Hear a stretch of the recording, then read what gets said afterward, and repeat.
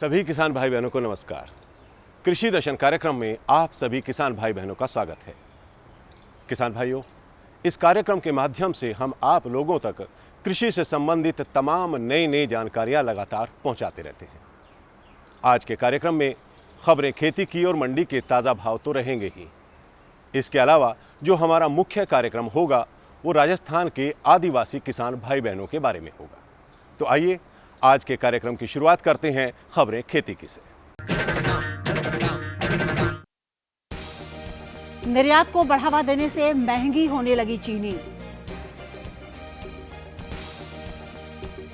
पंजाब व हरियाणा में गेहूं की कटाई में देरी।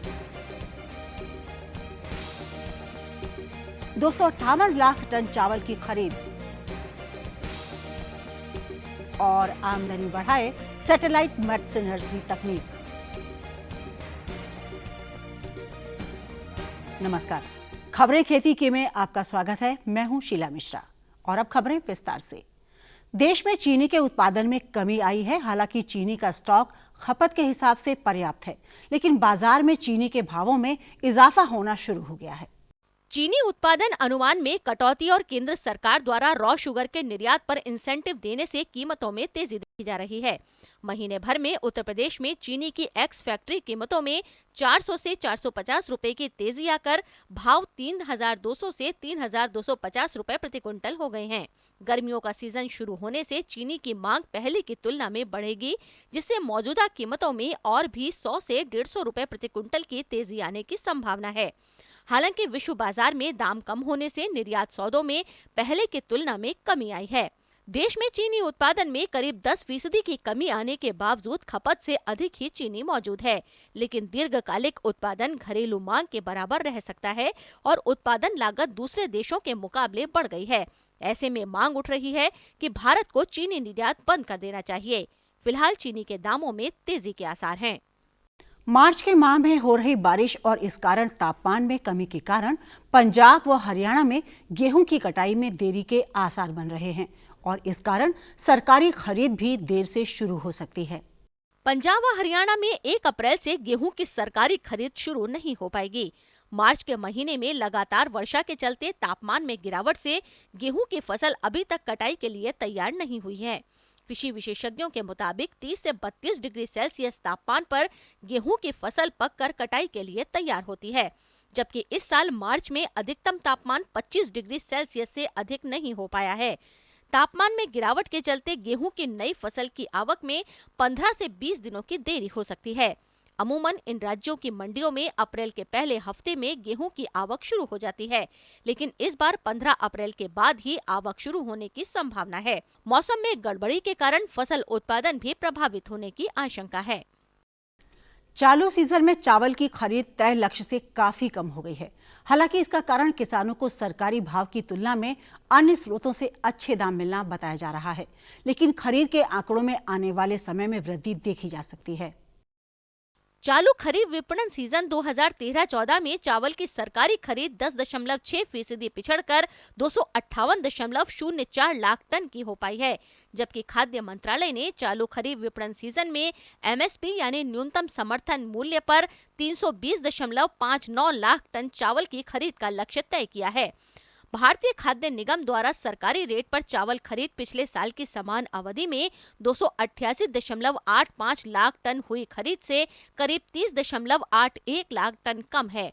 हालांकि अभी खरीद चालू है और माना जा रहा है कि खरीद के आंकड़ों में इजाफा होगा, लेकिन फिर भी तय लक्ष्य को हासिल कर पाना थोड़ा मुश्किल लग रहा है। खरीद कम होने का प्रमुख कारण किसानों को सरकारी खरीद के बाहर अच्छे दाम मिलना माना जा रहा है।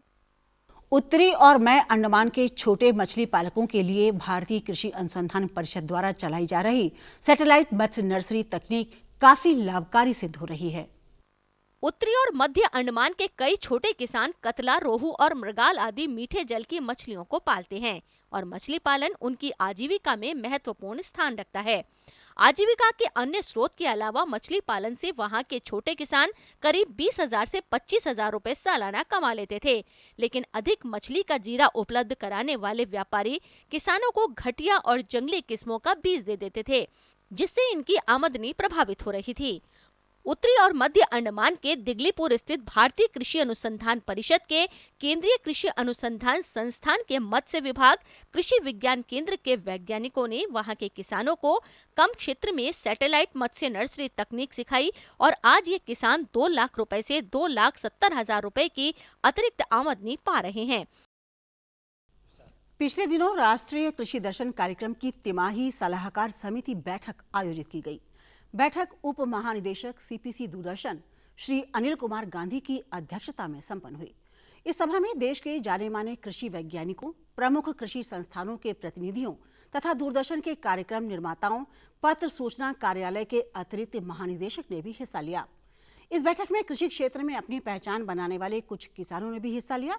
साथ ही कृषि दर्शन कार्यक्रम को उपयोगी, रुचिकर और गुणवत्तापूर्ण बनाने के लिए भी विचार विमर्श किया गया।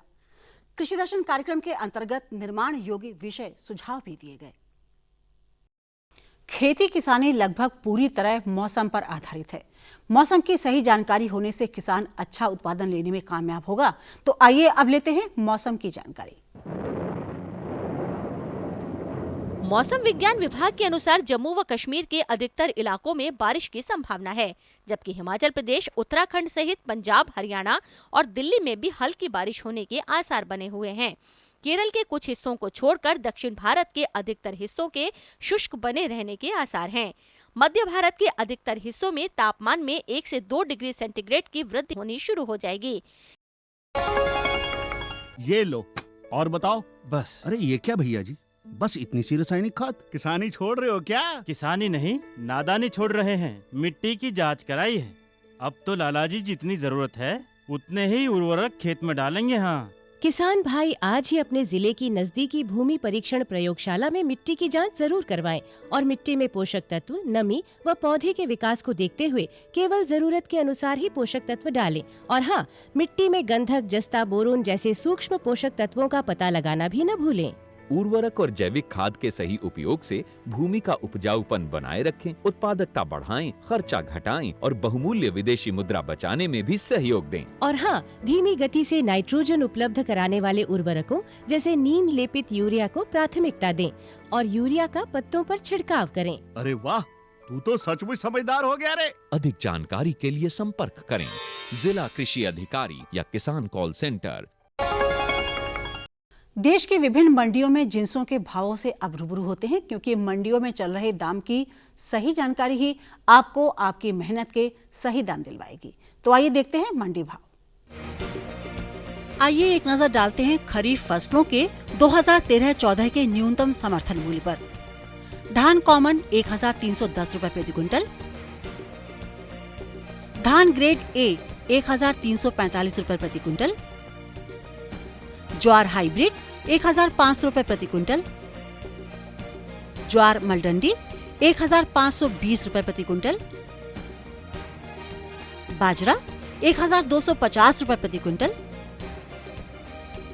मक्का 1310 रुपए प्रति क्विंटल, रागी 1500 रुपए प्रति क्विंटल, अरहर 4300 रुपए प्रति क्विंटल, मूंग दाल 4500 रुपए प्रति क्विंटल, उड़द 4300 रुपए प्रति क्विंटल, कपास मध्यम स्टेपल 3700 रुपए प्रति क्विंटल,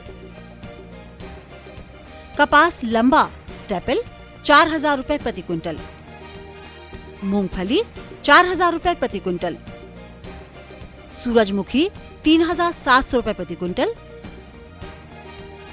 सोयाबीन काली 2500 रुपए प्रति क्विंटल, सोयाबीन पीली 2560 रुपए प्रति क्विंटल, तिल 4500 रुपए प्रति क्विंटल, राम तिल 3500 रुपए प्रति क्विंटल। अन्य फसलों के 2013-14 के न्यूनतम समर्थन मूल्य पर एक नजर। नारियल मिलिंग 5250 रुपए प्रति क्विंटल, नारियल कोपरा बॉल 5500 रुपए प्रति क्विंटल, सूखा नारियल 1425 रुपए प्रति क्विंटल, जूट 2300 रुपए प्रति क्विंटल और गन्ना 210 रुपए प्रति क्विंटल।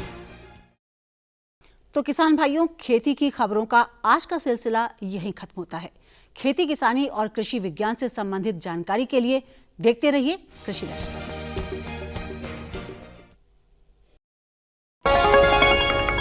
खुशबू की फुहार में, स्वाद की बहार में, तरक्की की तानों में, खिलती मुस्कानों में, हरे भरे पौधों में, बड़े बड़े सौदों में, मधुर भिनभिनाहट में, खुशियों की आहट में। NHM बागवानी मिशन, हमारी चाहत, आपकी मुस्कुराहट। किसान भाइयों, जैसा कि मैंने आपको कार्यक्रम की शुरुआत में बताया था कि आज का हमारा मुख्य कार्यक्रम राजस्थान के किसान भाई बहनों के बारे में होगा। ये तो आप सभी लोगों को मालूम है कि हमारी सरकार किसानों के उत्थान के लिए भरपूर योगदान दे रही है और लगातार हमारे कृषि वैज्ञानिक नए नए शोध करते रहते हैं जो हम आप तक पहुंचाते रहते हैं। सरकार के अलावा बहुत सी गैर सरकारी संस्थाएं और सहकारी समितियां भी भरपूर योगदान दे रही हैं। ऐसी एक संस्था है जो राजस्थान के आदिवासी किसान भाई बहनों के लिए भरपूर काम कर रही है। तो ये संस्था कैसे अपने काम को अंजाम तक पहुंचा रही है, उसके लिए देखते हैं ये कार्यक्रम।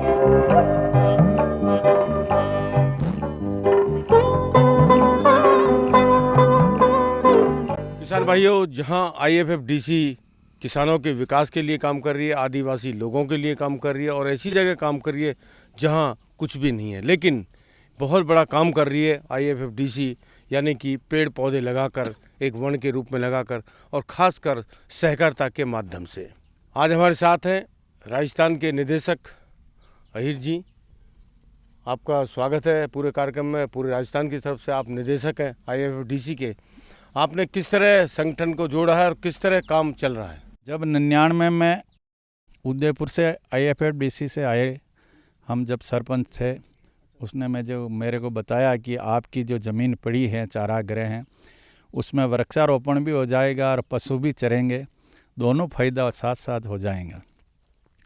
तो 99 में हमारे जो आसपास के जब भी कपासन पंचायत समिति की जितनी भी पंचायतें थी, उसमें से करीबन 23 पंचायतों में से 10-15 पंचायतें, 20 पंचायतों ने ये IFFDC का मान करके वृक्षारोपण के लिए सभी ने अपना प्रस्ताव पारित कर दिया। और प्रस्ताव पारित होने के बाद IFFDC का अच्छा उस समय बजट था, जो हमारे यहाँ इतने हर गांव में, हमारी पंचायत के 5 गांव हैं, 5 ही गांवों में वृक्षारोपण करीब एक गांव में 40-40, 50-50 बीघा ज़मीन पर हमने वृक्षारोपण कराया, जो कई जंगल बन गए हैं जिसमें पशु भी चर रहे हैं और ये पेड़ पौधे भी चल रहे हैं। इससे लोगों में बहुत खुशी है।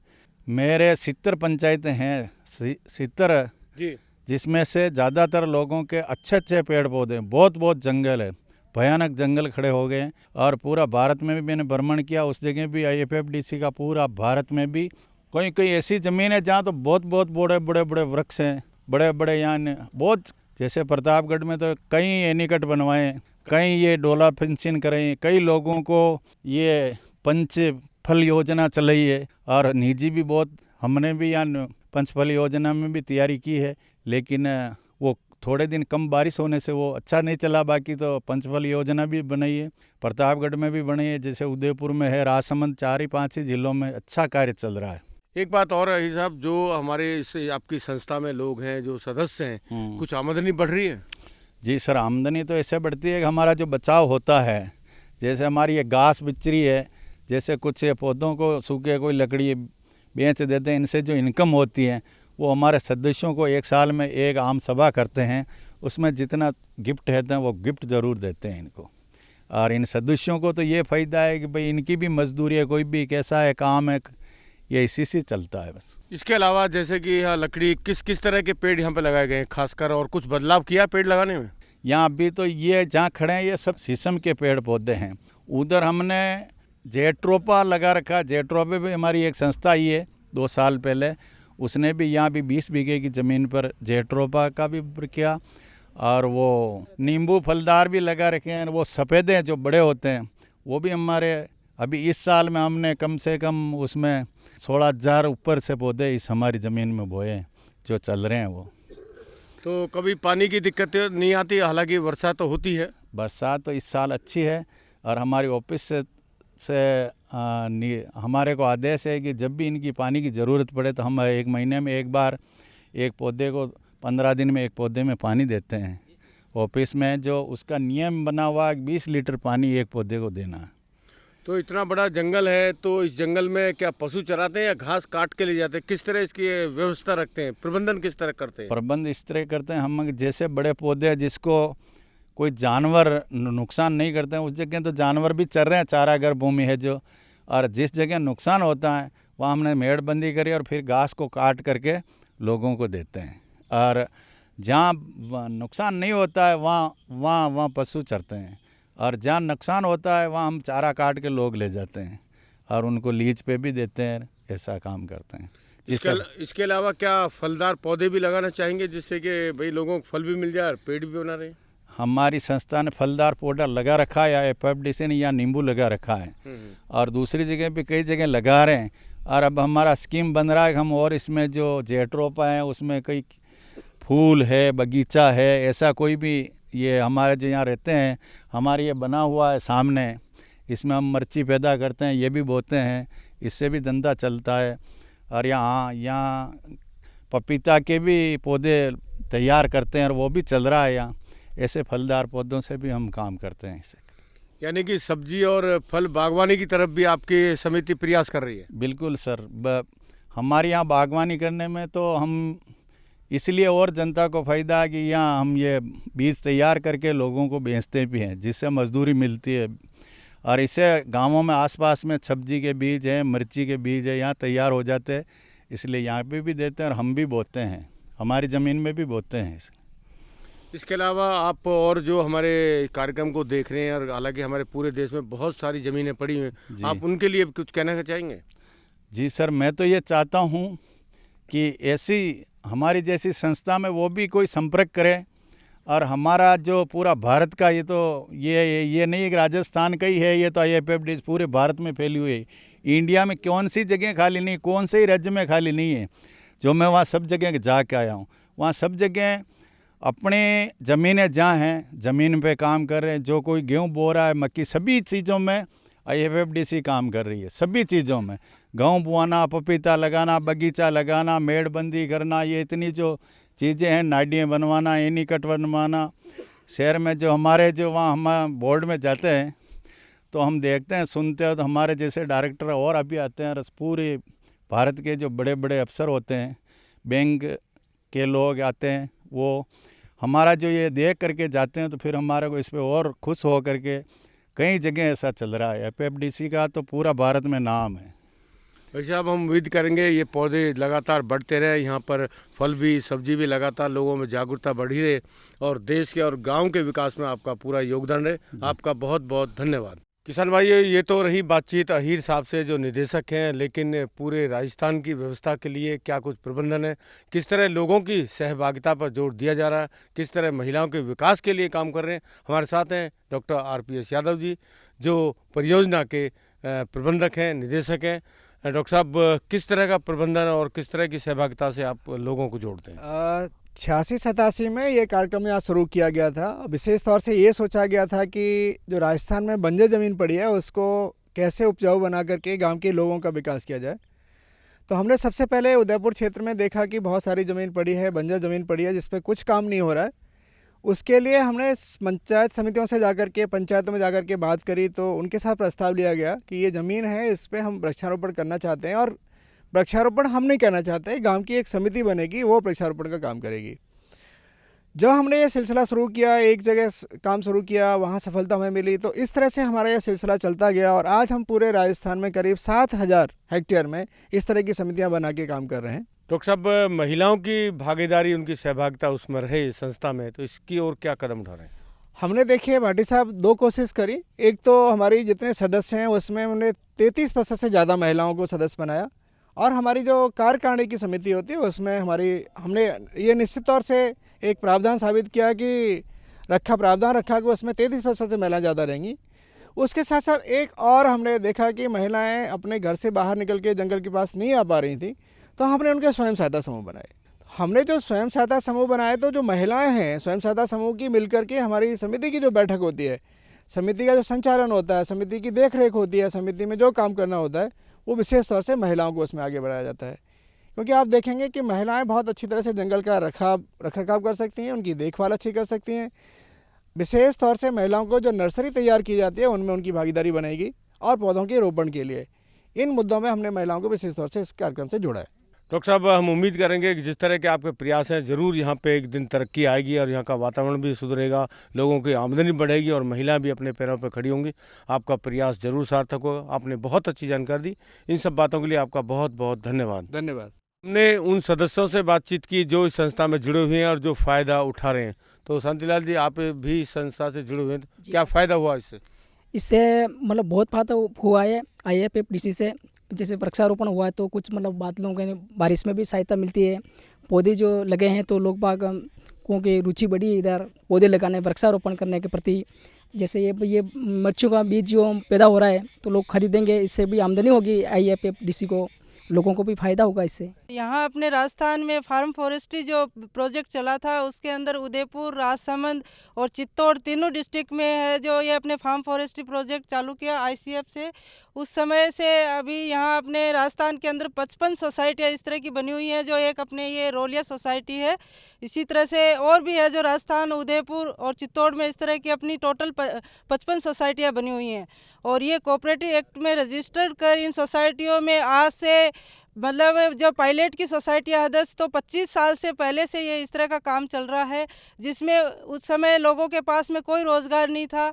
उस समय ये अपनी परियोजना यहाँ है जो कदम रखा तो चारों तरफ से मतलब उसी समय ये स्टार्ट है और 25 साल से लेके आज तक अपने इसके अंदर रोज़गार, लोगों को चारों तरफ रोज़गार मिला है। और उसके साथ साथ हमारे इसमें महिलाओं को रोज़गार है, जैसे इनके कोई मतलब लघु उद्योग है, अपना थोड़ा थोड़ा लोन लेके समूह से उससे अपनी कोई दुकान खोलना है, कोई गाय भैंस लेके आना है, उससे उनकी भी इनकम है जो बढ़ रही है। और सबसे बड़ी बात उनके रहन सहन, बोलने उनमें भी फ़र्क आया। 97 से मैं इस रोलिया समिति से जुड़ा हूँ और सबसे पहले हमने 97 में यहाँ वृक्षारोपण के लिए मेड़बंदी की। इन अपने रोलिया समिति में 5 गांव आते हैं, उसमें 166 हेक्टेयर कुल ज़मीन है और 166 हेक्टेयर में सारे में पौधे लगाए, जिसमें कई प्रजातियाँ लगे, शीशम है, सूबबुल है और सारे पौधे लगाए 5 गाँवों में। और ये इस समिति में कुल मेंबर 289 सदस्य है इस 5 गाँवों के मिला के। और समिति में 2 से 5 तक महिला बचत समूह ही चल रहे हैं, जिससे महिला बचत करते हैं और महिला बचत समूह का मीटिंग में हर महीने मैं मीटिंग लेता हूँ। ये हमारे सामने ये जो जेटोफा ट्रायल लगा है, बेसिकली हम लोग यहाँ पे 33 वैरायटी का कलेक्शन है और इसमें हम लोग ये देख रहे हैं कि who is the best one variety for commercial cultivation. तो इसलिए हम लोग इसमें मतलब टेस्ट कर रहे हैं एज ए रिसर्च। तो ताकि इसलिए कि जो बायोफ्यूल क्राइसिस अभी आ रही है हमारे करंट सिनेरियो में, तो इसलिए हम लोग 33 वैरायटियों को एज ए रिसर्च में टेस्ट करके इसको कमर्शियल ग्रो पे लॉन्ग स्केल पे इसको ग्रो करके फिर बायोफ्यूल में हम लोग रखेंगे। आपको हमारा कार्यक्रम कृषि दर्शन कैसा लगा? अपने सुझाव, प्रतिक्रियाएं एवं सवाल हमें इस पते पर भेजें। कृषि दर्शन, कमरा नंबर 10, CPC दूरदर्शन, खेलगांव, नई दिल्ली 110049। जुड़िए हमारे साथ ट्विटर पर twitter.com/कृषिदर्शन-dd, फेसबुक पर facebook.com/कृषिदर्शन-dd और देखिए कृषि दर्शन अब YouTube पर भी youtube.com/user/कृषिदर्शन-dd। भेजे हमें मेल कृषिदर्शन-dd@gmail.com पर। तो किसान भाई बहनों, अब समय हो गया है आप लोगों से विदा लेने का। लेकिन जाने से पहले मैं कल प्रसारित होने वाले कृषि दर्शन के कुछ कार्यक्रमों की जानकारी भी आप लोगों को दे देता हूं। खबरें खेती की और मंडी के ताज़ा भाव तो रहेंगे ही। इसके अलावा कल का दिन मुख्य तौर से आप सभी किसान भाई बहनों के लिए होगा, क्योंकि जो चिट्ठियां आप लोग हमें लिखते हैं हम उनके जवाब भी देंगे। इसलिए आप लोग अपनी कॉपी और कलम लेकर तैयार रहना। तो किसान भाइयों, आप लोगों से फिर मुलाकात होगी, तब तक के लिए मुझे आज्ञा दें। नमस्कार।